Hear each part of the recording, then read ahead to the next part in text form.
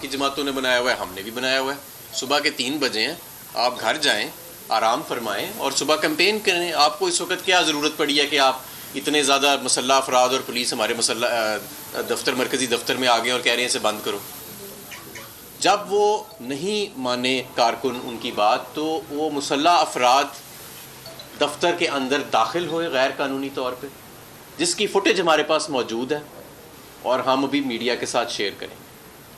जब उस गैर कानूनी तौर पे वो दफ्तर के अंदर दाखिल हुए और उन्होंने तोड़ फोड़ शुरू की, फ्लैक्सेस उतारना शुरू की, कारकुनों ने जब वहाँ मुज़ाहमत की और उन्हें रोका, तो मुसल्ला अफराद जो नज़ीर चौहान साहब के साथ आए थे उन्होंने फायरिंग शुरू कर दी।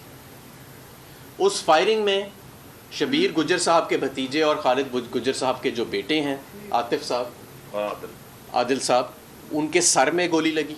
निशाना लेके उनके सर में गोली लगी, जिससे अल्लाह ने उनकी जान बचाई, लेकिन वो ज़ख्मी हैं और इस वक्त हस्पताल में हैं। और एक और इनके भतीजे जो हैं उनकी टांग में गोली लगी और वहाँ पे फायरिंग का तबादला हुआ। और उसके बाद जब कारकुनान वहाँ पे ज़्यादा इकट्ठे हुए तो नज़ीर चौहान साहब उस रात की तारीकी में ऐसे भागे उस वकूए से जैसे चोर चोरी करने के बाद भागते हैं। वो भी वीडियोज़ हमारे पास सारी मौजूद हैं।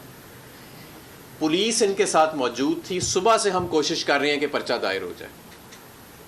अभी तक पुलिस ने उनका पर्चा दायर किया है झूठ पे मबनी, जो हम इंशाअल्लाह ताला सारा वीडियोज़ एविडेंस से हम उसको नलिफाई करेंगे। हमारा पर्चा अभी तक दायर नहीं हुआ क्योंकि पुलिस उनके साथ आई थी हमला करने के लिए और वो दफ्तर बंद कराने के लिए। मैं समझता हूँ कि ये जो बर्बरियत और फाशिज़म की ये नई रवायत इस हकूमत ने शुरू की है कि जबर के साथ अपने हकूमत को, अपने आप को मुसल्लत रखे। ये जो बैरूनी कठपुतलियाँ हमारे ऊपर मुसल्लत हैं, अवाम सब देख रहे हैं।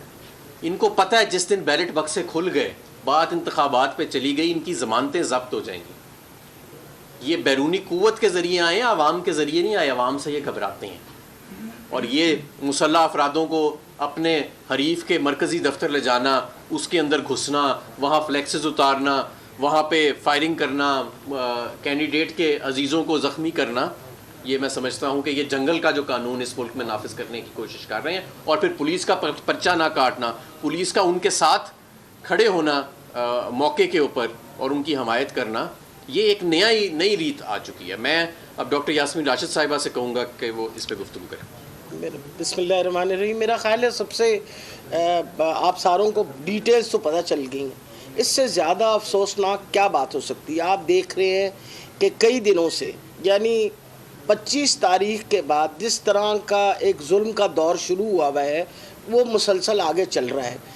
इलेक्शन बहुत ज़रूरी है इन 20 सीटों की, और इन 20 सीटों की इलेक्शन के ऊपर इनको खुद ब खुद पता चल जाएगा कि आवाम जो है इनसे सबसे मुनकर है और हरगिज़ इनको सपोर्ट नहीं करेगी।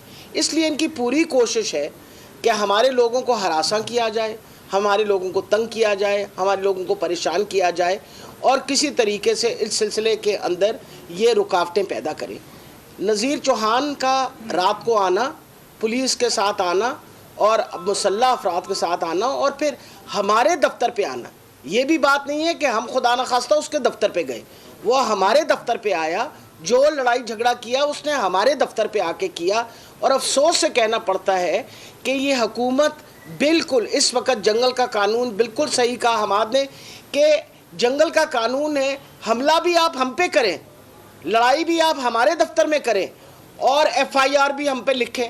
ये तो पहली दफ़ा वही वाला हाल है ना, गाड़ी आप मेरी तोड़ें, डंडे आप मुझे मारें, गोली इस पे चलाएं, इसके ऊपर टेयर गैस फेंके, फिर हमारे पे दहशतगर्दी का पर्चा करेंगे। ये काम हो रहा है आजकल। और मेरा ख्याल है ये कौम सबको पता चल गया है कि ये हुकूमत जो है इस वक्त भुखलाई भी है।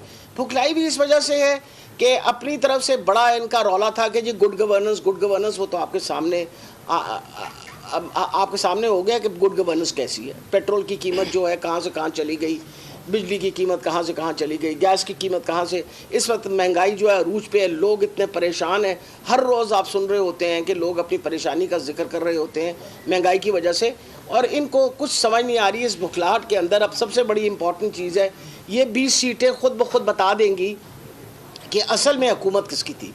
ये जो लोटे निकले थे हमारे पास से, और इन जो लोटों ने जाके वहाँ वोट दी थी, उन लोटों की वोट के ऊपर इस वक्त डिपेंडेंट है हमज़ा शरीफ की हुकूमत। उसकी तो मेजॉरिटी ख़त्म हो चुकी है और इस वक्त हालात ये हैं कि इंशाल्लाह जो अवाम में तासुर है, अवाम ने निकलना है, अवाम ने इंशाल्लाह वोट डालनी है। इस तरह के हरकतों से ये अवाम को डराने की कोशिश कर रहे हैं, ये हरासा कर रहे हैं, ये बता रहे हैं कि हम बंदूक गोली, हमारे साथ पुलिस होगी, हमारे साथ पूरी हम दहशतगर्दी के साथ निकलेंगे ताकि लोगों में दहशत पैदा करें, ताकि लोग निकल ना सकें।